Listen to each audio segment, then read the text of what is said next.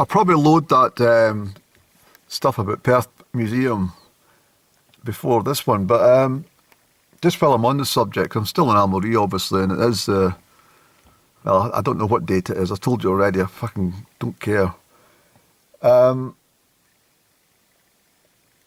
Yes, this kind of lack of imagination by people in regards to naming things. Well, the town I live in is notorious for places being named with not much of an imagination. James Square, or to give its proper name, St James's Square, in the town. It was a marvellous place until they started fucking around with it many years ago. But like cutting down the trees that have been there for an age and concreting up the fountain, so you couldn't get a drink of water out of the fountain. But there was a shop in the square, and I'm not going to give you three guesses on what the name of the shop was, because the clue is in the name. That's right. They called it Shop in the Square. What an imagination that these people must have. What do you think we should call our shop? I don't know.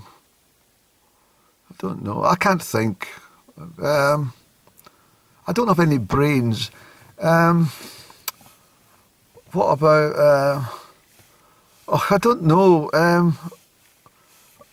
I don't know. I'll just call it Shop in the Square, eh? Oh, yeah, that's okay. We'll do that. Shop in the Square. And then I noticed another shop recently in King Street. Not a shopping arena I'm much about because of poor parking facilities and whatnot.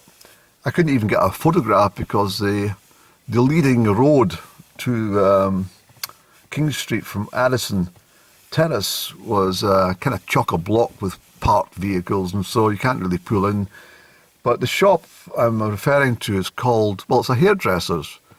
And again, it's very fucking dully named. It's an embarrassment, actually. It's called Fair Hair. Yep. Fair Hair. So if you've got black hair or auburn hair or, brown hair or, I don't know, dyed fucking hair, and it's not fair hair, you're not getting in for a haircut. It's only for fair hair people. What can I... Look, somebody's coming in the shop. Who is it? Oh, excuse me, you can't come in here. I thought you were a hairdresser. I want to make an appointment. Nope, sorry, you've got dark hair. Bye. Fair hair.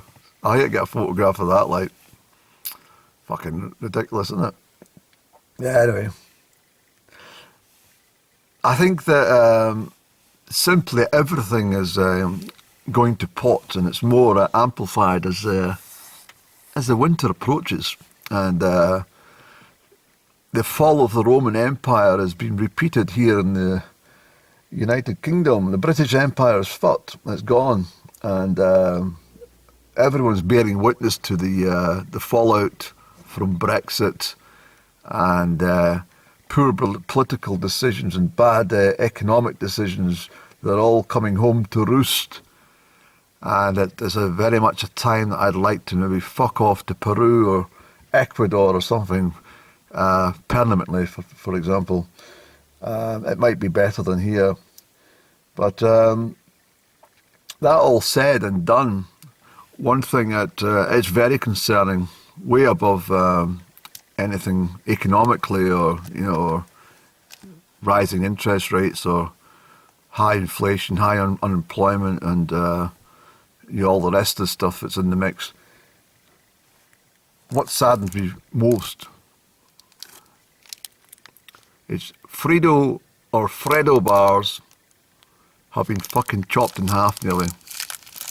Not just lengthways, but also the width. It's very difficult to see from this angle, but I can assure you, these Freddo bars used to be fucking that size, but that's the paper.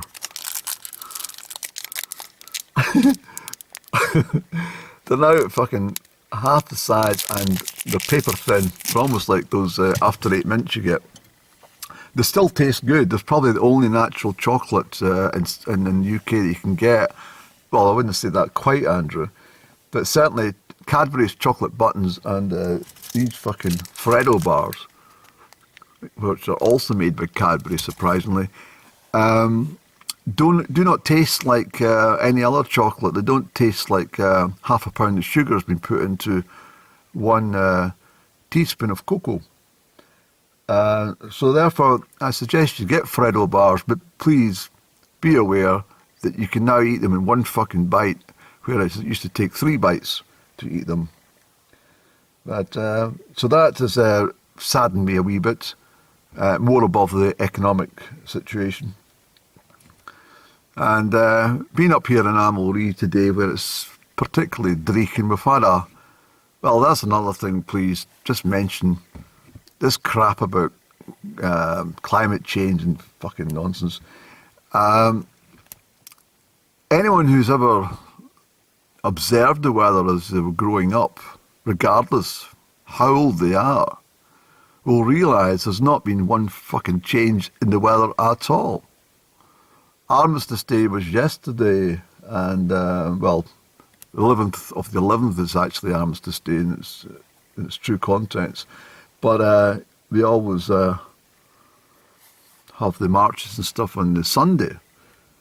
And the Remembrance Sunday, that's the best way to put it. But the weather, as I can recall from childhood, was always grey, kind of foggy, murky, kind of coldish. Not too cold, but just that kind of November cold. And it's exactly the same all these decades fucking later. So it's a complete crap about climate change. There is no change to the weather, i.e. there is no change to the overall climate. It is a complete fucking lie. There is just no change whatsoever. And if you're here in another 50 years' time or 60 years' time, you would find that the weather is exactly the same in mid-November. No changes whatsoever. If I saw dahlias or, bright chrysanthemums or sweet peas all blooming like an August garden on Christmas Day, then I might be persuaded in a small way that there is something different about our climate. But until that happens, they can stick it where they want.